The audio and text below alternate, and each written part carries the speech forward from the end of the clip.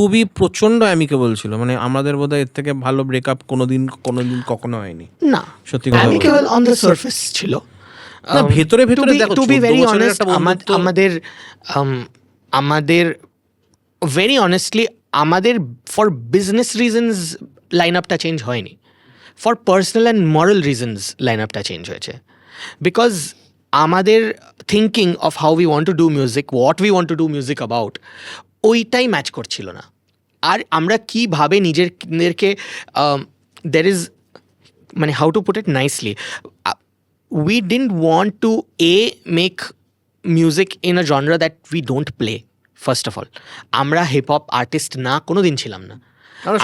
আমরা সবসময় একটা রক ব্যান্ড ছিলাম, আমাদের একটা র্যাপার ছিল, but we were always a rock band. ওই রক ভার্জন, ওই বলিউড রক জিনিসটা came because we decided to play rock over all the other music that we were playing.